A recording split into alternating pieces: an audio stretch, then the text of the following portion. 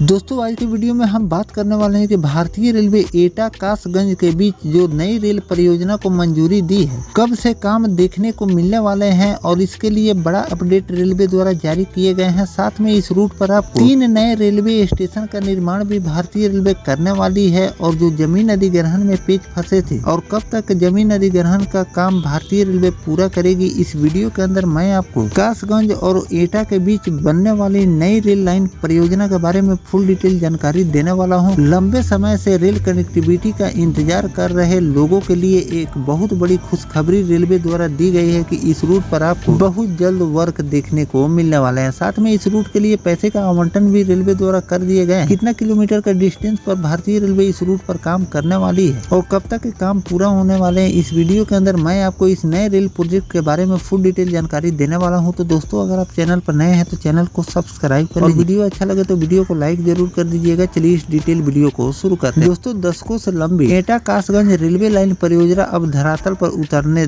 जा रही है। जिला प्रशासन की ओर से इस सप्ताह अंतिम 20 गजट प्रकाशित किए जाने की तैयारी है। गजट प्रकाशित होने से भूमि अधिग्रहण की प्रक्रिया शुरू कर दी जाएगी। रेलवे और प्रशासनिक अधिकारियों के अनुसार अगस्त माह से निर्माण कार्य इस रूट पर शुरू होने की उम्मीद है। आजादी के बाद एटा और कासगंज के लोगों को बहुप्रतीक्षित मांग रही कि परियोजना क्षेत्र के विकास मील का पत्थर साबित होगी। रेल लाइनों के बनने के बाद एटा को कासगंज के माध्यम से बरेली, उत्तराखंड और पूर्वोत्तर दिशा के रेल नेटवर्क को बेहतर कनेक्टिविटी मिलेगी। यात्रियों को लंबा चक्कर लगाने की आवश्यकता नहीं पड़ेगी। आवागमन अधिक सुगम हो जाएंगे। रेल नेटवर्क के माध्यम से जिला पूरे देश से जुड़ जाएगा। करीब 29 किलोमीटर लंबी इस नई रेलवे लाइन के निर्माण के लिए दोनों जिले के 20 गाँवों के लगभग 116 हेक्टेयर भूमि अधिग्रहण की जाएगी। भूमि अधिग्रहण की प्रक्रिया पूरा होने के बाद पारदर्शी डिजिटल व्यवस्था के तहत सीधे बैंक खाते में दी जाएगी। रेल मार्ग एटा रेलवे स्टेशन से शुरू होकर नदरई के निकट मथुरा कासगंज बरेली रेलखंड से जुड़ेगा। इस मार्ग पर 3 नए रेलवे स्टेशन विकसित किए जाएंगे, जिसमें नौराई और जललपुर स्टेशन एटा जिले में जब रसूलपुर गढ़ स्टेशन कासगंज जिले में प्रस्तावित किए गए। वर्ष 2025 में परियोजना को स्वीकृति मिलने के बाद अब इसकी अनुमानित लागत बढ़कर 428 करोड़ रुपए पहुंच गई, जिस रेलवे ट्रैक, पुल, स्टेशन, भवन, विद्युत व्यवस्था और अन्य आधारभूत संरचना निर्माण इसमें शामिल किए गए। रेलवे लाइन बनने के बाद एटा के यात्रियों को कासगंज से रायबरेली और उत्तराखंड की दिशा में बेहतर रेल संपर्क मिल जाएगा। रेल संपर्क मजबूत होने से कृषि उत्पाद और औद्योगिक सामानों के परिवहन में भी सुविधा मिलेगी। व्यापारिक गतिविधि भी आपको देखने को मिलेगी और वर्तमान में कई यात्रियों को लंबे मार्ग अपनाने पड़ते हैं, जिससे लोगों को छुटकारा मिल जाएगा। निर्माण कार्य के दौरान प्रत्यक्ष और अप्रत्यक्ष रोजगार के अवसर भी पैदा होंगे। स्टेशन विकसित होने के बाद भी स्थानीय स्तर पर रोजगार मिले। परियोजना के बारे में मैं आपको जानकारी दे दूं तो 29 किलोमीटर नई रेल लाइन भारतीय रेलवे इस रूट पर बिछाने वाली है। खर्च की बात करें तो 428 करोड़ रुपए इस रूट पर खर्च किए जाएंगे। जमीन अधिग्रहण की बात करें तो 116 हेक्टेयर जमीन का अधिग्रहण भारतीय रेलवे को करनी है। 20 प्रभावित गाँवों से